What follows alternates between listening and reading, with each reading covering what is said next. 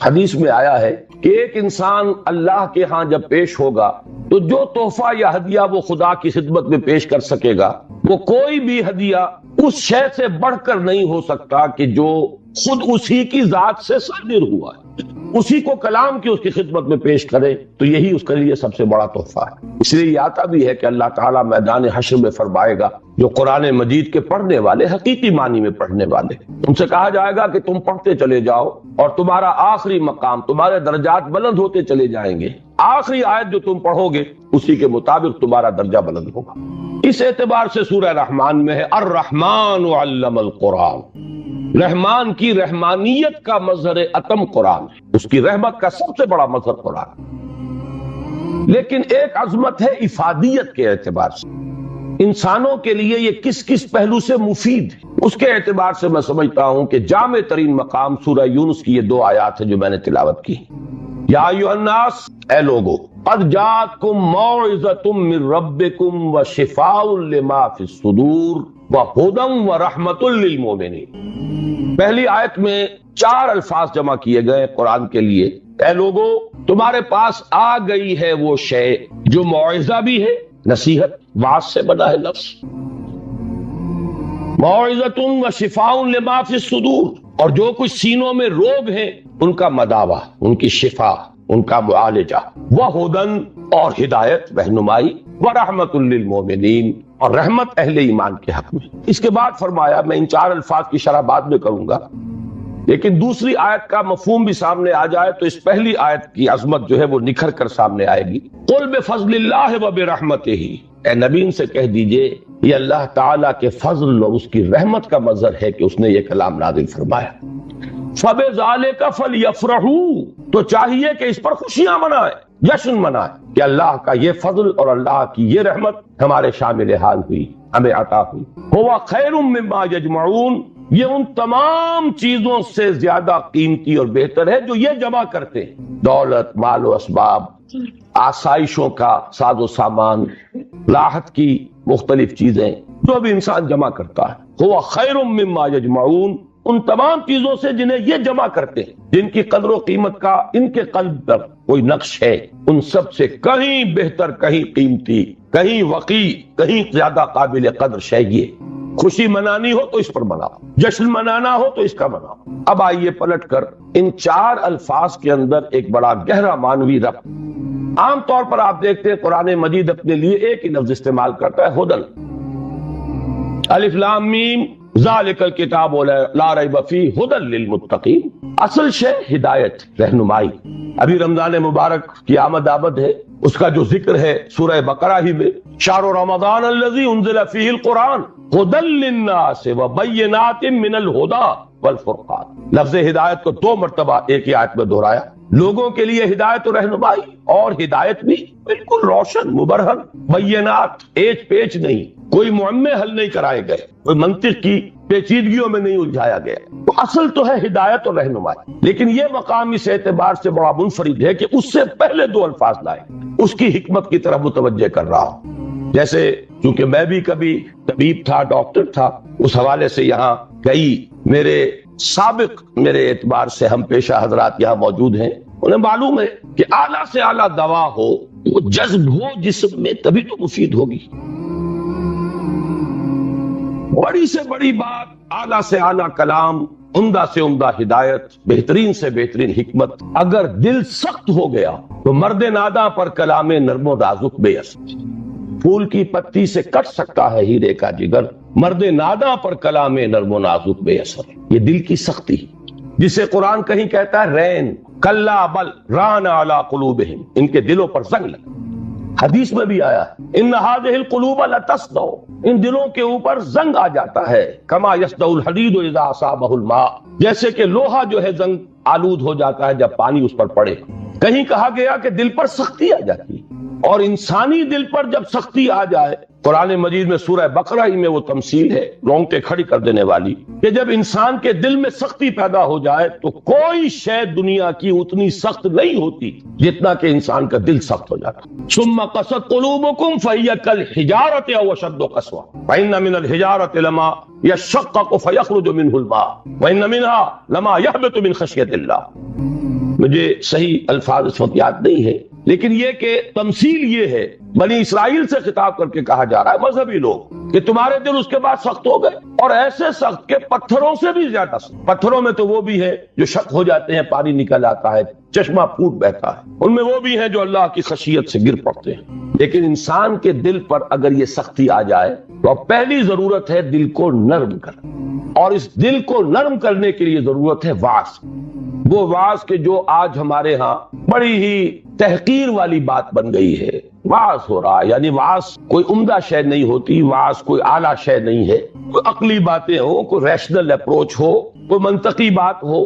واعظ کے بارے میں تو بڑے ہی ایک استحقار کے انداز میں کہا جا رہا ہے واعظ فرما، حالانکہ واقعہ یہ ہے کہ واعظ کی بڑی ضرورت ہے۔ دل نرم ہوگا تبھی وہ جذب ہوگا، کلام اس میں داخل ہوگا۔ آپ کو معلوم ہے وہ زمین جس کے اوپر کٹا جاتا ہے سخت، اتنی بارش برس جائے وہ پانی ادھر ادھر چلا جائے گا، جذب ہو گئی، لہذا اس کی کوئی فائدہ نہیں۔ تو سب سے پہلی شے ہے دل کو نرم کرنا۔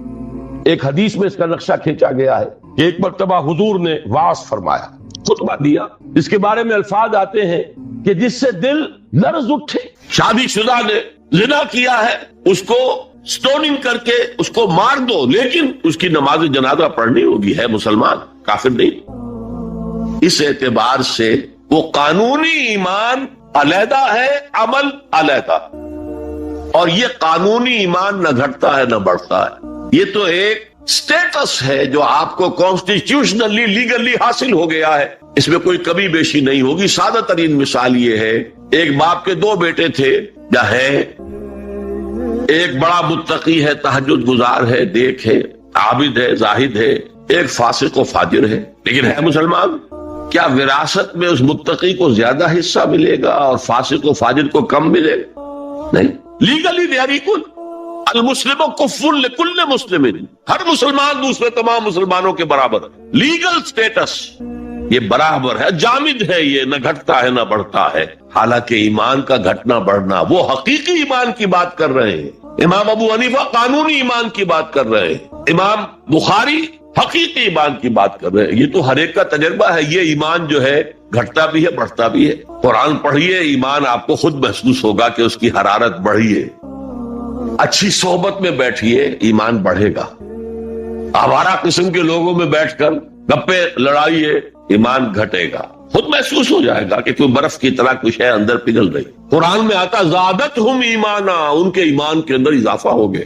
تو کیسے کہا جا سکتا ہے ایمان گھٹتا بڑھتا نہیں؟ ایمان حقیقی گھٹتا بھی ہے بڑھتا بھی، لیکن قانونی ایمان یہ ایک جامد سٹیٹس ہے، ایک لیگل کانسٹیٹیوشنل سٹیٹس ہے، یہ نہ گھٹتا ہے نہ بڑھتا، اور عمل اس کے اندر داخل نہیں ہے، عمل اس پر مستزاد ہے، علیحدہ ہے۔ تو پہلی شرط کے بارے میں اس قدر باتیں میں نے بتائیں، زیادہ تفصیل میں جانے کا موقع دے۔ اب دوسری شرط کیا؟ وَعَمِلُ الصَّالِحَاتِ۔ دیکھیے عربی زبان میں عمل اور فعل یہ دونوں الفاظ مترادف ہیں، تفعلون یفعلون، تعملون یعملون، لیکن ان دونوں میں فرق ہے۔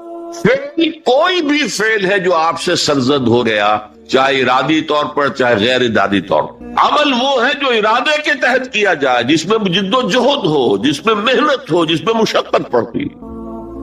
تو فعل اور عمل کے درمیان زمین و آسمان کا فرق۔ عمل محنت چاہتا ہے، جد و جہد چاہتا ہے، سعی چاہتا ہے، اور صالح سے مراد کیا ہے؟ باصلاحیت، جس میں گروہ کرنے کی صلاحیت ہو، صالح۔ اس عمل صالح جس سے کہ انسانی شخصیت نشو و نما پائے، اس کی انٹرنل پرسنالٹی، اقبال کے اصطلاح میں اس کی خودی، اس کی انا، اس کی ایگو، اس کی روحانی شخصیت ترقی پائے، نشو و نما پائے، بلندی پر جائے، اس مقام کو حاصل کرنے کی کوشش کرے کہ جس مقام پر اللہ نے انسان کو پیدا کیا تھا۔ وَالتِّينِ وَالزَّيْتُونِ وَطُورِ سِينِينَ وَهَٰذَا الْبَلَدِ الْأَمِينِ لَقَدْ خَلَقْنَا الْإِنسَانَ فِي أَحْسَنِ تَقْوِيمٍ، بہترین سطح پر پیدا کی، مسجود ملائک بنایا، اپنا خلیفہ قرار دیا۔ ثُمَّ رَدَدْنَاهُ أَسْفَلَ سَافِلِينَ، پر نیچوں میں سب سے نیچے پھینک دیا۔ فرشتے ہم سے اونچے، جنات بھی ہم سے اونچے، جنات کہاں کہاں تک جاتے ہیں؟ میرا یہ خیال ہے کہ کم سے کم سولر سسٹم تک تو جنات کی رسائی ہے، آگے ہے یا نہیں میں نہیں کہہ سکتا، لیکن یہ انسان اب محنت کرے گا۔ نیچے اگر پھینک دیا گیا تھا إِلَّا الَّذِينَ آمَنُوا وَعَمِلُوا الصَّالِحَاتِ، جو ایمان لائیں گے اور نیک عمل کریں گے وہ پھر ریگین کر لیں گے اپنے اس مقام کو جس مقام پر انہیں اصلاً پیدا کیا گیا، اور جو لوگ اس مقام کو حاصل نہیں کر سکتے ان کے بارے میں قرآن کہتا ہے اولئک کالانعام، سورہ اعراف میں، یہ چوپایوں کے مانند ہیں، حیوانات ہیں، بل ہم اضل، بلکہ ان سے بھی گئے گزرے ہیں۔ کیوں؟ حیوان کو جس سطح پر پیدا کیا گیا اس پر اپنی زندگی گزار رہا ہے، اس سے اوپر کی کوئی صلاحیت دی ہی نہیں گئی۔ انسان کو لقد خلقنا الانسان فی احسن تقویم، اگر انسان حیوان کی سطح پر گر جائے جیسے کہ آج گر چکا ہے تو وہ حیوانات سے بدتر ہے۔ اولئک کالانعام بل ہم اضل، لہم قلوب لا یفقہون بہا، لہم اعین لا یبصرون بہا، لہم آذان لا یسمعون بہا، ان کا دل ہے اس سے غور نہیں کرتے، آنکھیں ہیں ان سے دیکھتے نہیں ہیں، کان ہیں ان سے سنتے نہیں ہیں۔ کیا ابو جہل آنکھ سے نہیں دیکھتا تھا؟ کیا ابو جہل کان سے نہیں سنتا تھا؟ یہ وہ انر شخصیت ہے آپ کی، وہ روحانی شخصیت ہے آپ کی، جو دیکھتی ہے بغیر ان آنکھوں کے، جو سنتی ہے بغیر ان کانوں کے، جو غور و فکر کرتی ہے اس عقل سے نہیں بلکہ اس قلب سے۔ تو اللہ نے تو سب کچھ دیا تھا، ہر ایک میں وہ روح پھونکی ہوئی ہے، لیکن یہ لوگ اپنی اس روح سے بیگانہ ہو گئے ہیں، بھول گئے ہیں کہ ہمارے اندر کوئی ڈیوائن ایلیمنٹ بھی ہے۔ ڈیوائن سپارک، یہ لفظ جو ہے مغربی فلسفے میں استعمال ہوتا ہے۔ ڈیوائن سپارک، ایک شعلہ ملکوتی ہمارے اندر ہے، انہوں نے بھی دیکھا ہے، لیکن آج کا انسان خاص طور پر ڈارون کے نظریے کے پھیلاؤ کی وجہ سے، یہ نظریہ بایولوجی کے میدان کا نظریہ تھا اور بایولوجی کے میدان میں اسے تقریباً ریجیکٹ کیا جا چکا، لیکن سوشل سائنسز میں اس طرح پرمیٹ کر چکا ہے، سوشولوجی میں، سائیکالوجی میں اس طرح پرمیٹ کر گیا ہے کہ آج کا انسان اپنے آپ کو سوائے حیوان کے کچھ نہیں سمجھتا۔ یہ ہیومن ٹریجڈی سب سے اونچی ہے، وہ شرف جو اللہ نے عطا کیا تھا، وہ مقام اور مرتبہ جو اللہ نے عطا کیا تھا، اس سے انسان خود مستعفی ہو گیا۔ نتیجہ کیا نکلا ہے کہ جیسے ہم کہتے ہیں کہ گھوڑا اور گدھا، کیا فرق ہے؟ گھوڑا ذرا ریفائنڈ اینیمل ہے، تمکنت ہے اس میں، گدھا بیچارہ کورس اینیمل ہے، باقی فرق کیا ہے یہ بتائیں۔ اسی طرح انسان اور شمپینزی اور گوریلا میں کیا فرق ہے یہ بتائیں ہمیں۔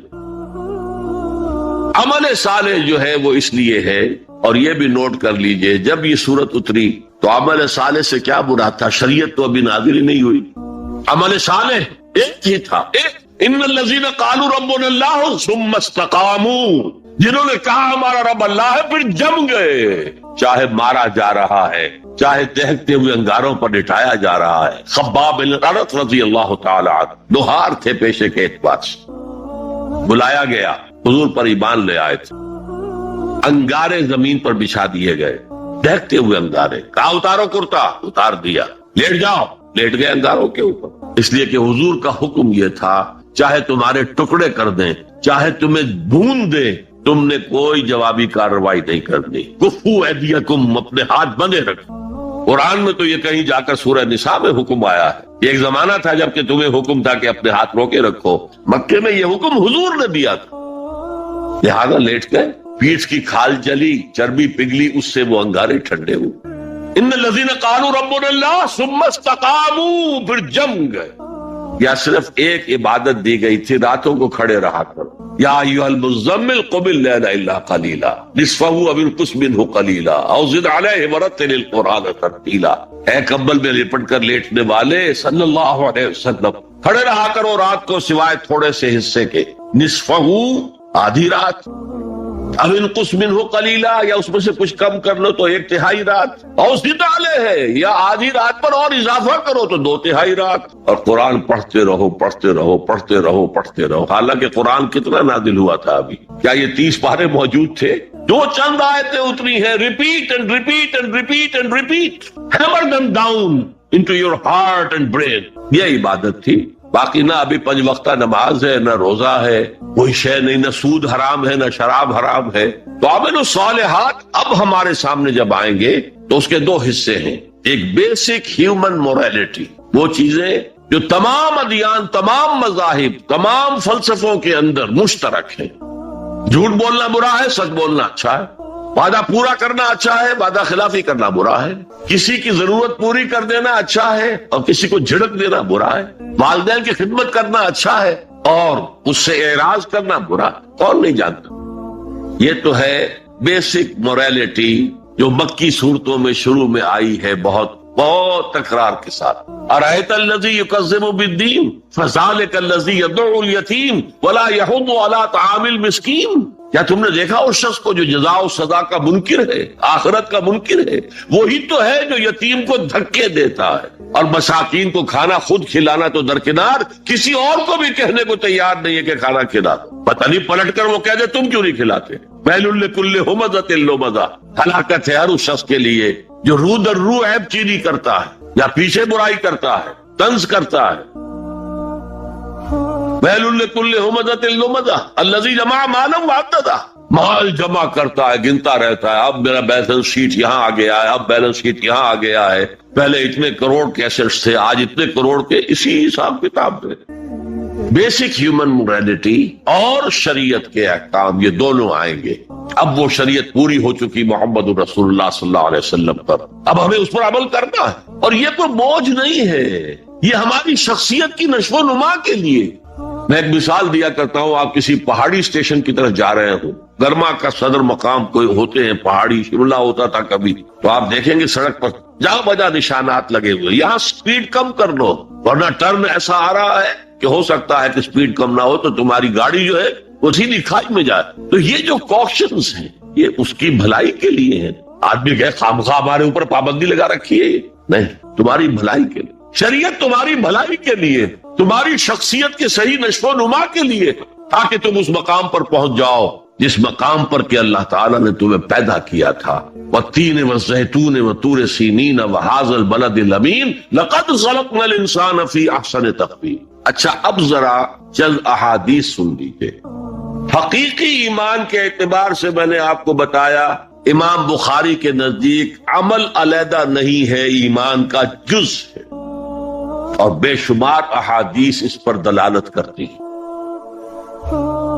حضور فرماتے ہیں صلی اللہ علیہ وسلم واللہ لا یؤمنو واللہ لا یؤمنو واللہ لا یؤمنو، خدا کی قسم فلاں شخص مومن نہیں ہے، خدا کی قسم وہ مومن نہیں ہے، خدا کی قسم وہ مومن نہیں. صحابہ لرز گئے، کانپ گئے. کون ہے بدبخت اور شقی جس کے بارے میں اللہ کے رسول 3 مرتبہ اللہ کی قسم کھا کر کہہ رہے کہ وہ مومن نہیں؟ پوچھا گیا من یا رسول اللہ، اللہ کے رسول کون؟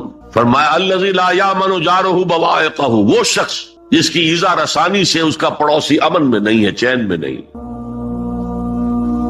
کیسے سیپریٹ کریں گے ایمان کو عمل سے؟ ہے کوئی آری جو کاٹ دے ان کو علیحدہ علیحدہ کر دے؟ لیکن یہ حقیقی ایمان کی بات ہے، قانونی ایمان کی بات نہیں ہے. ویسے یہ تو کوئی گناہ کبیرہ بھی نہیں، یہ تو قج خلقی ہے نہ صرف، لیکن اس کے اوپر 3 دفعہ قسم کھائی جا رہی ہے مومن نہیں ہے، نہیں ہے، نہیں. فرمایا لا یزنی الزانی حین یزنی وہو مومن، کوئی زانی حالت ایمان میں زنا نہیں کرتا.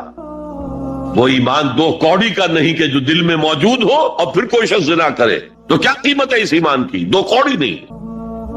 ولا یسرق السارق حین یسرق وہو مومن، اور نہ ہی کوئی چور جب چوری کرتا ہے تو وہ مومن ہوتا. ولا یشرب الخمر حین یشرب وہو مومن، اور نہ کوئی شرابی شراب پیتا ہے تو اس وقت مومن ہوتا، مومن نہیں ہوتا. ہاں توبہ کرے تو ایمان واپس آ جائے. الا الذین تابوا وآمنوا وعملوا الصالحات وعملوا عملا صالحا فاولئک یبدل اللہ سیئات حسنات. ہاں جو گناہ کرنے کے بعد توبہ کرے اور ایمان لائے، تجدید ایمان کرے، اس لیے کہ گناہ کی وجہ سے ایمان زائل ہو گیا. ویسے بعض احادیث سے یہ بھی معلوم ہوتا ہے کہ جب وہ گناہ کر رہا ہے اس وقت وہ ایمان دل سے نکل جاتا ہے، لیکن ایک پرندے کے مانند اس کے سر پر چکر لگاتا رہتا. جب گناہ سے فارغ ہو جاتا ہے تو ایمان واپس آ جاتا. یہ اللہ کا بڑا فضل اور کرم ہے. جیسے کہ وہاں کہا گیا تھا کہ ایمان تو نہیں لائے ہو پھر بھی وَإِن تُطِيعُوا اللَّهَ وَرَسُولَهُ لَا يَلِدْكُم مِّنْ أَعْمَالِكُمْ شَيْئًا إِنَّ اللَّهَ غَفُورٌ رَحِيمٌ. اگرچہ تم مومن نہیں ہو لیکن اس حالت میں بھی اگر تم اللہ کی اور اس کے رسول کی اطاعت کرتے رہو گے تو اللہ تمہارے اعمال کے اجر و ثواب میں کوئی کمی نہیں کرے گا. کیوں؟ اللہ غفور ہے، رحیم ہے. یہ اس کی شان غفاری، شان رحیمی کا صدقہ ہے. اسی طرح منطق تو یہ چاہتی ہے کہ گناہ کے بعد جب تک توبہ نہ کی جائے ایمان نہ آئے دل میں دوبارہ.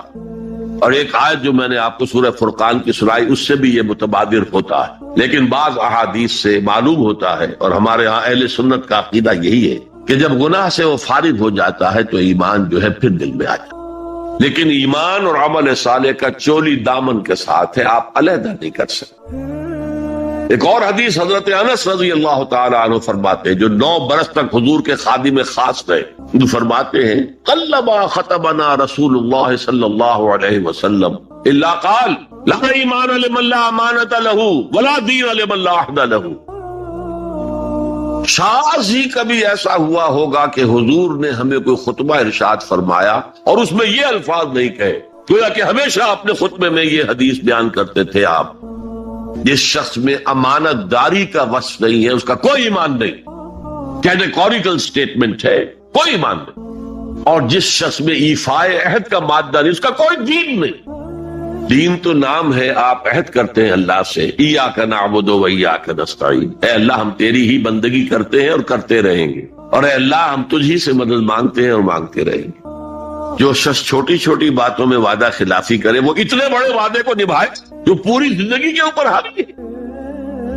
تو یہ نوٹ کر لیجئے، لیگل لیول پر، لیگل ایمان کے لیول پر ایمان علیحدہ، عمل علیحدہ، حقیقی لیول پر، قلبی ایمان والے لیول پر ایمان اور عمل صالح گتھے ہوئے ہیں، چولی دامن کا ساتھ ہے، ان کو ایک دوسرے سے جدا کرنا مشکل۔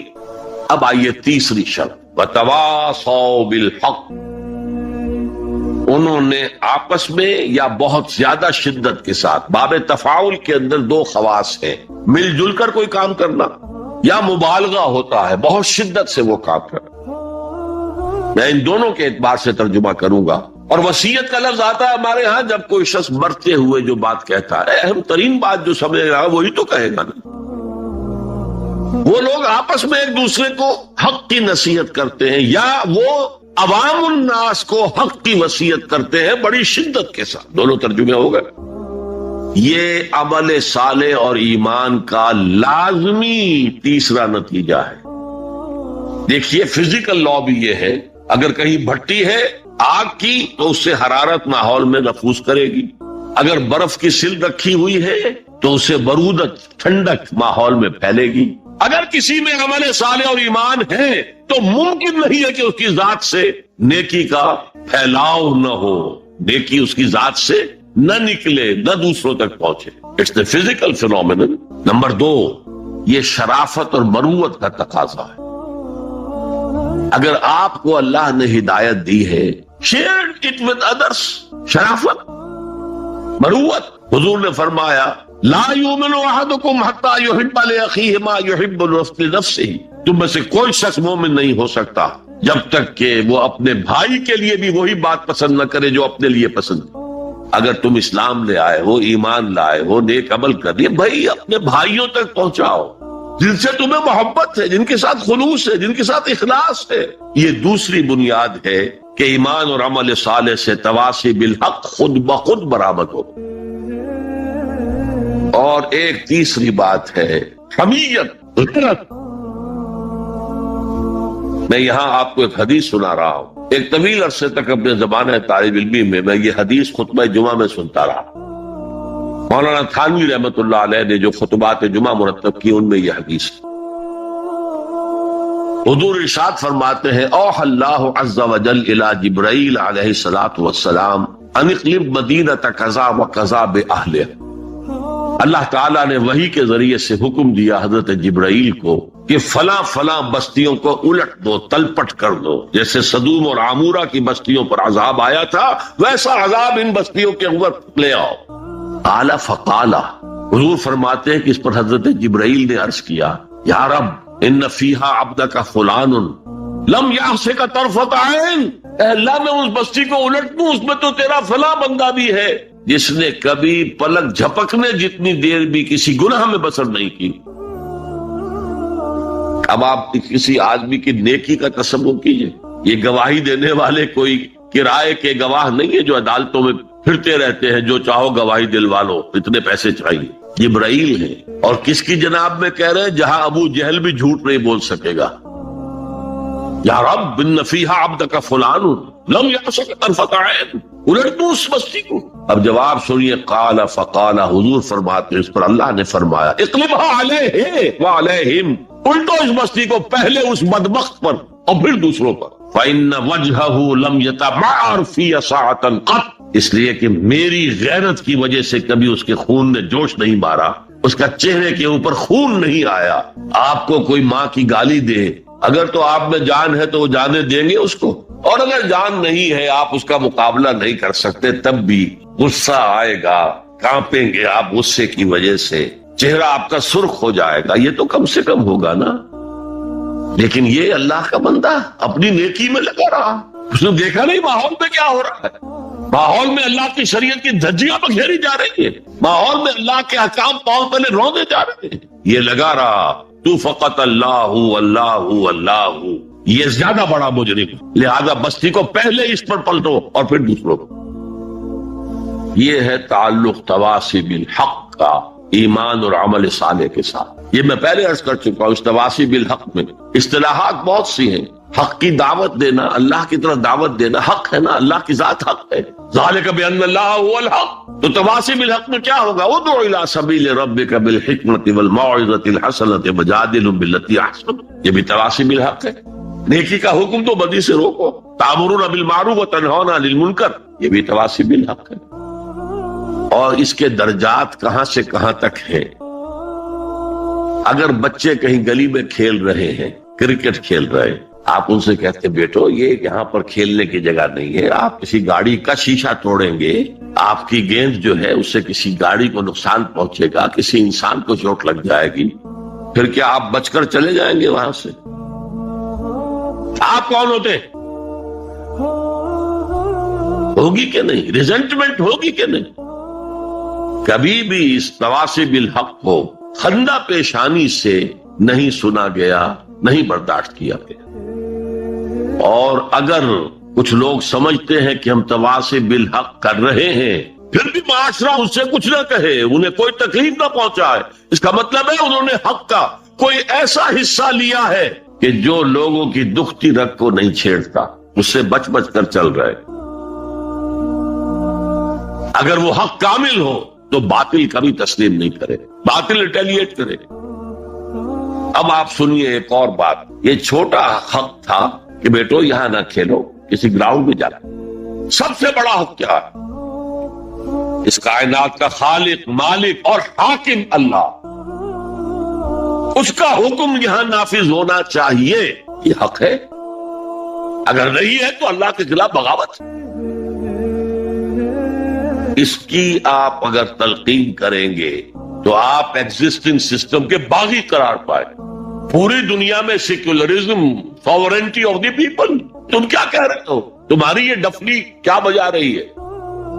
خدا کی ساورنٹی، یہ سب سے بڑا حق ہے۔ اس حق پر جو بھی ریزنٹمنٹ ہوئی تھی مکے میں، جیسے جیسے ستائے گئے تھے حضور اور آپ کے صحابہ، وہ آپ کے علم ہے۔ اگر تواصی بالحق ہو رہا اور ریزنٹمنٹ نہ ہو تو پھر آپ حق کی تعلیم نہیں دے رہے، اس کے کسی ایسے جز کی دے رہے ہیں کہ جس سے کسی کو کوئی نقصان نہ پہنچتا۔ بس یہ کوئی جینٹل مین ایگریمنٹ ہے آپ کا وقت کے نظام کے ساتھ، ہم تمہیں چھیڑیں گے نہیں، باقی ہمیں واز کہنے دو، کہہ جاؤ۔ اسی لیے فرمایا من رأى منکم منکرا فلیغیرہ بیدہ، جو شخص تم میں سے کسی منکر کو دیکھے، کسی بدی کو دیکھے، کسی خلاف حق بات کو دیکھے، اس کا فرض ہے کہ اسے طاقت کے ساتھ اپنے ہاتھ سے روکے۔ فإن لم یستطع، اگر اس کی طاقت نہ ہو، فبلسانہ، تو زبان سے تو کہہ دو کہ خدا کے بندے یہ کام نہ کرو، یہ غلط ہے، یہ حرام کام ہے، اللہ کے غضب کو دعوت نہ دو، یہ تو کہہ دو۔ اور اگر زبانوں پر بھی تالے ڈال دیے گئے ہوں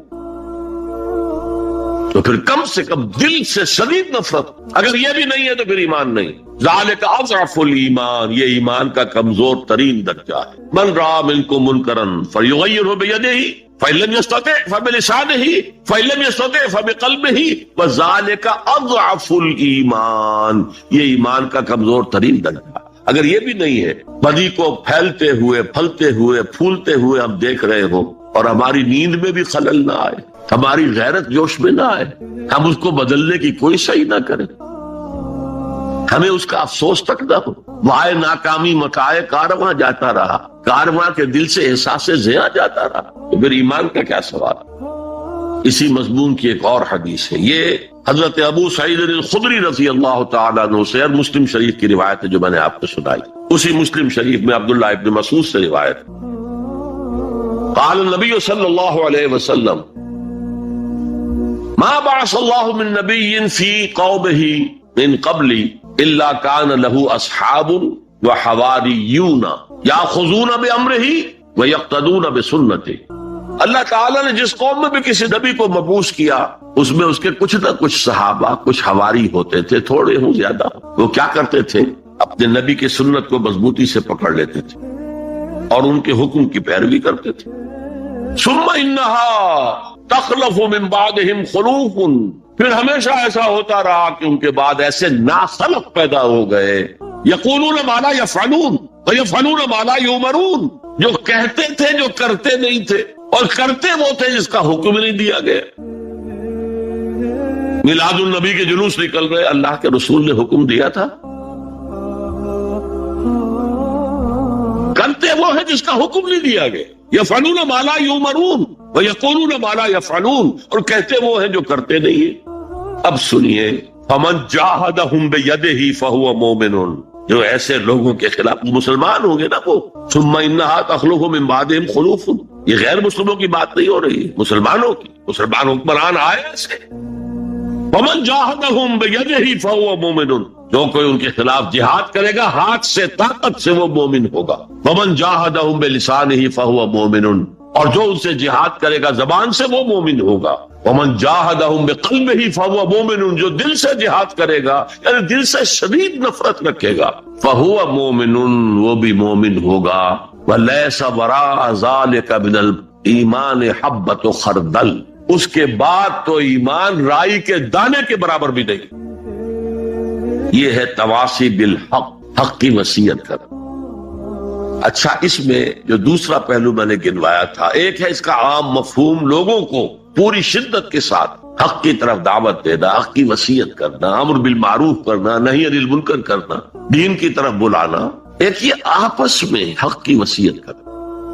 یہاں سے تصور ابھرتا ہے کہ جو لوگ ایمان اور عمل صالح کی وادیوں میں سے گزر رہے ہیں، انہیں ایک جماعتی شکل میں ہونا چاہیے، اور اس جماعت کی روح ہونی چاہیے تواصی بالحق۔ آپ کا ایک بھائی غلطی کر رہا ہے، روکیے اس کو۔